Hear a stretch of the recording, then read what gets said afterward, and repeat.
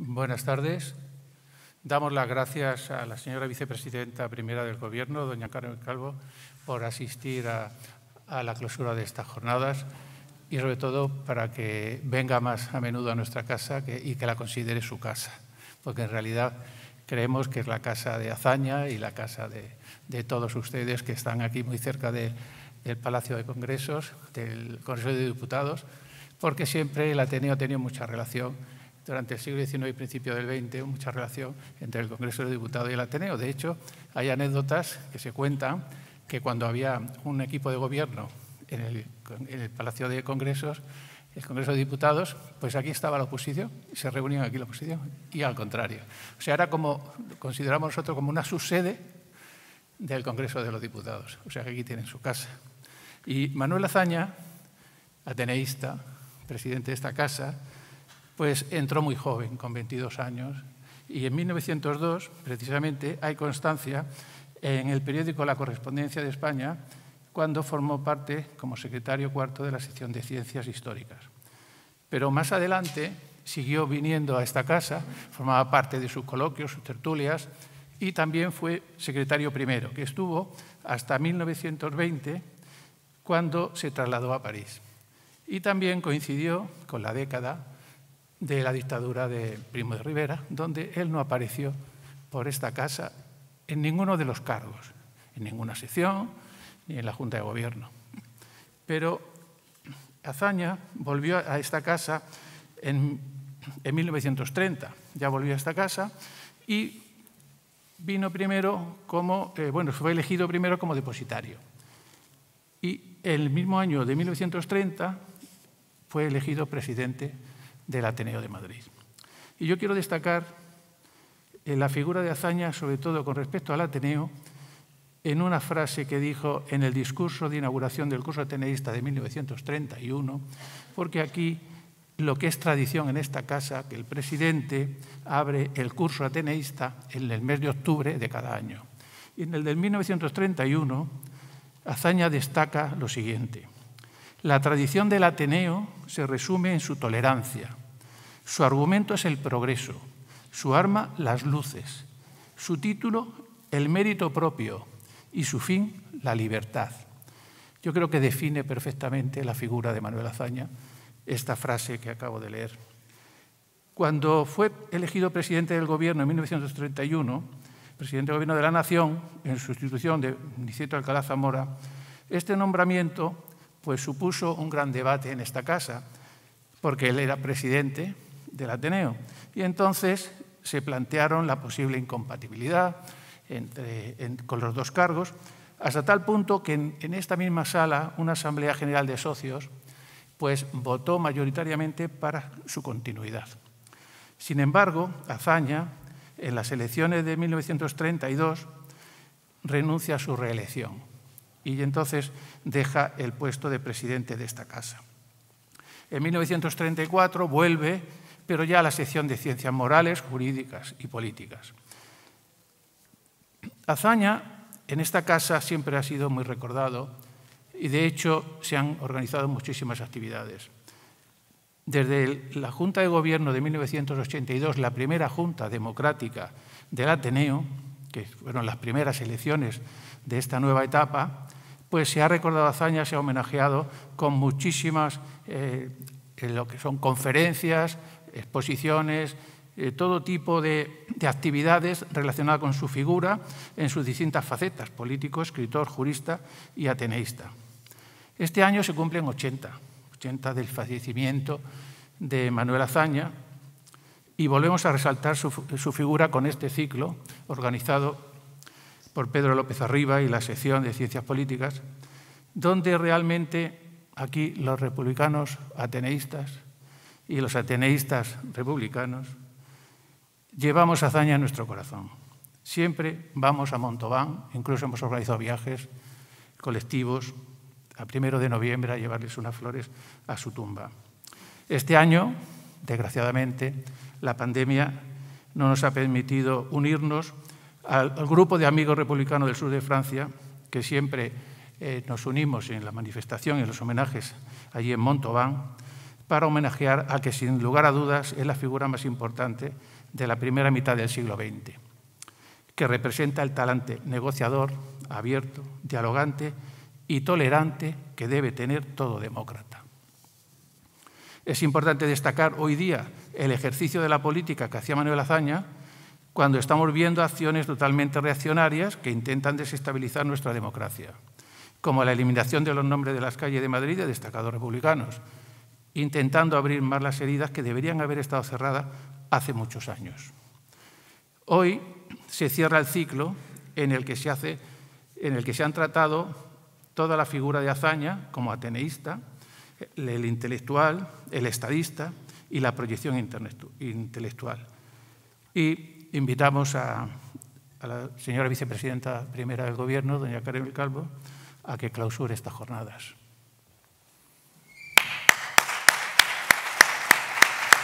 Muy bien, presidente. Buenas noches, muchas gracias. En estos tiempos en los que cuesta trabajo, a pesar de que seamos siempre menos en los aforos, se agradece mucho actos de calor humano directo, de estos que siempre hemos tenido y a los que volveremos en cuanto se pueda. Aquí, en cualquier caso, se percibe un doble calor también, además de su presencia. Estimado presidente del Ateneo, presidente de la sección de Ciencias Políticas, ateneístas, señoras y señores, he dejado en el libro de esta noble institución para la memoria, para la historia, para la vida política, intelectual y cultural de nuestro país, unas palabras, unas modestas palabras que no he querido que fueran mías, sino a través de mi modesta persona, de los demócratas españoles en nombre del Gobierno. En agradecimiento y en honor a la figura de don Manuel Azaña y de quienes, como él, pagaron muy caro la defensa del orden constitucional y la democracia de la que disponíamos los españoles. Gracias a él, gracias a ellos y a ellas, al exilio, al sufrimiento, hoy estamos aquí. Don Manuel Azaña decía que había que recordar y poner en valor la tradición humanitaria y liberal que España también había tenido siempre. No siempre hemos estado en el lado oscuro y poco luminoso de la historia de nuestro país. Y por esta razón, en la política de memoria democrática del Gobierno es muy importante lo que ha hecho el Ateneo con estas jornadas dedicadas a don Manuel Azaña y con este momento último final donde gentilmente me acogéis, presidente, para poder decir modestamente algo.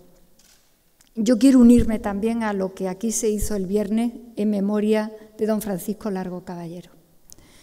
No podemos avanzar en términos de concordia y de paz, tantas veces predicada política e intelectualmente por Azaña, si deconstruimos un espacio que habíamos construido en relación a la dignidad y a la honra de la memoria y del buen nombre de quienes batallaron un momento particularmente importante de nuestro país. Soy de quienes piensan que estamos aquí porque ellos existieron, incluso saltando el lapso de tiempo terrible que la dictadura de Franco significó para este país en tantas cosas. Por eso yo también estuve aquí el viernes, aunque no pudiera venir. Y también quiero dejar hoy aquí unas palabras de gratitud también, de admiración y de reconocimiento al presidente del Ateneo Español de México, seguramente el decano del exilio en México, en nuestro país, de don Fernando Rodríguez, que se nos ha ido también en los últimos días, y quiero rendirle tributo con él a todo el exilio español, particularmente al exilio en México. Lo de hablar la última, muchas veces alguien pensará que tiene ventajas porque has oído lo que han dicho otros y va sobre piso seguro. Yo pienso que tiene desventajas en mi caso, en este momento, en esta noche, porque quienes han participado en esta jornada han sido hombres y mujeres muy avezados en la obra de don Manuel, especialistas en todas y en las muchas facetas de alguien tan poliédrico como Azaña, y por tanto mis palabras tómenlas en el sentido absolutamente modesto de quien, dedicándose a la política ahora, quiere decir algo sobre el hazaña político. Es verdad que tengo buenos acompañantes con mi secretario de Estado de Memoria Democrática, él sí es una autoridad en memoria democrática, como todos conocéis, y está aquí también mi secretario de Estado de Relaciones con las Cortes, justamente para presentar respeto al valor que don Manuel hacía justamente el Parlamento.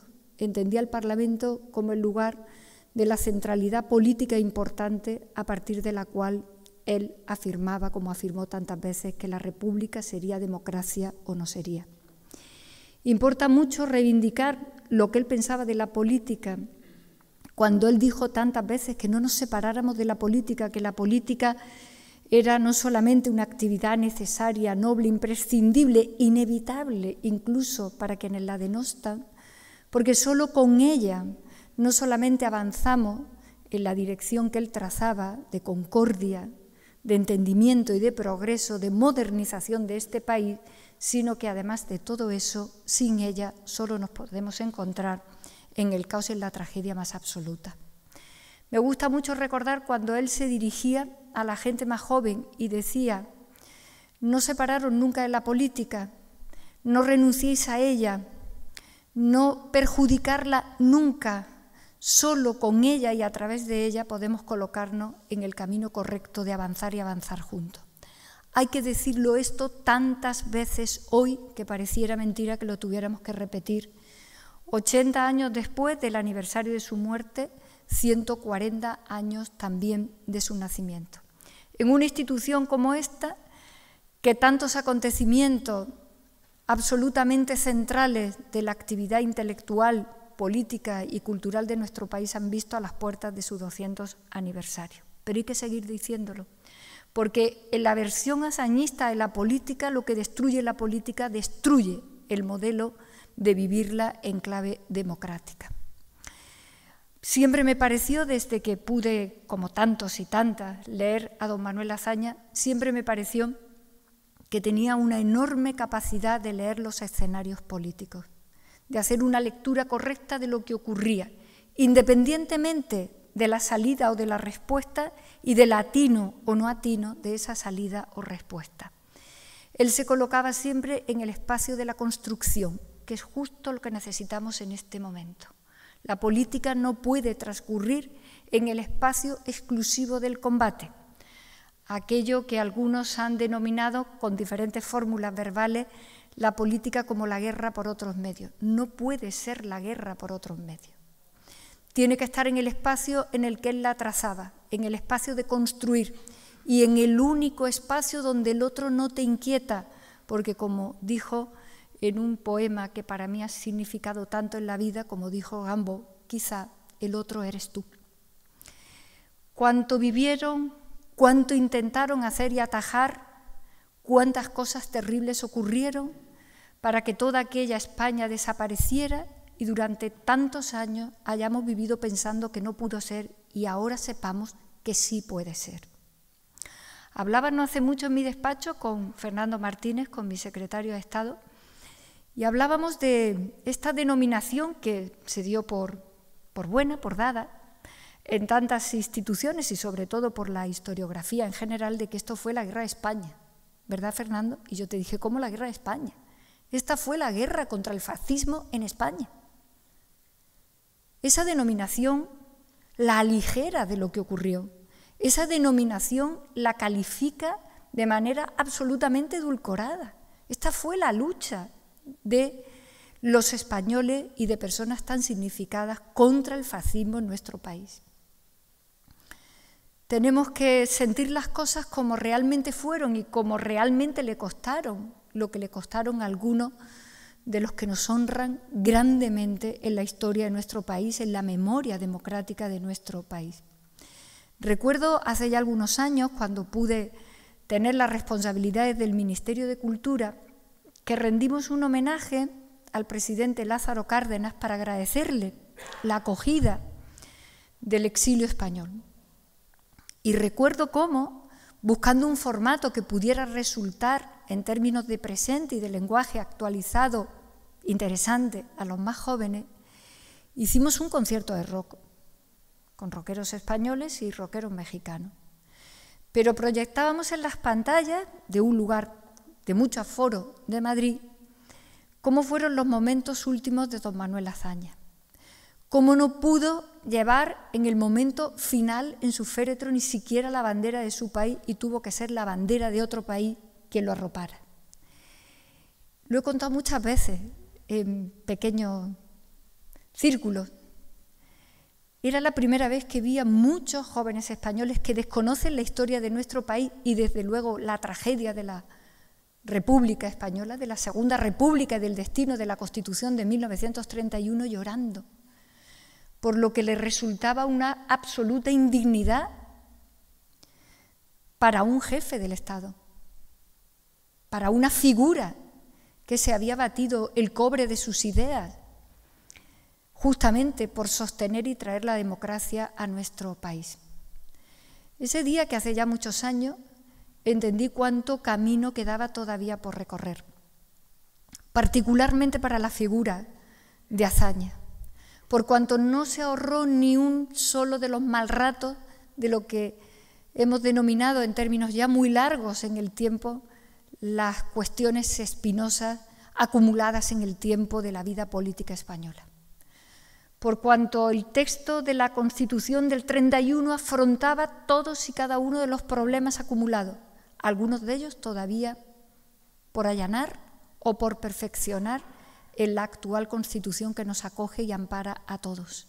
Ni uno solo: el papel del ejército, la diversidad territorial de nuestro país, el sufragio de las mujeres, sin el cual la democracia no existe ni se puede denominar de tal modo, etcétera, etcétera, etcétera.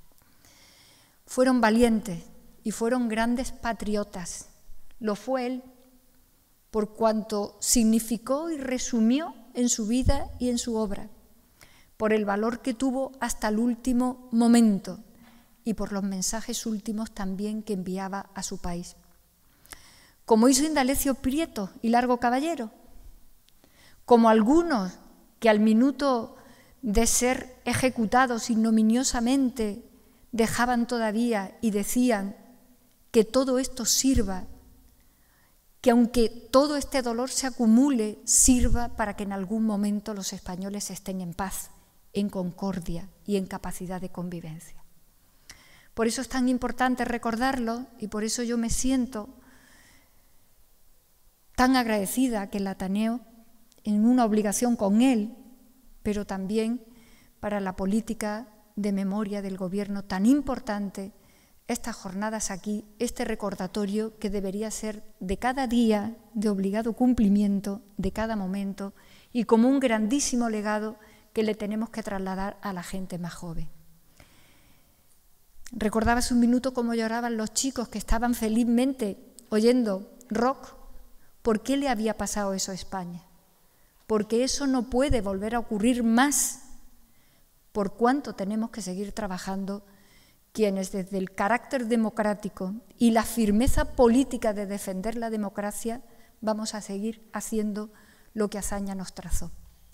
En una Europa, visión adelantadísima, importantísima de lo que Europa tenía que ser y iba a ser la que tuvo Azaña.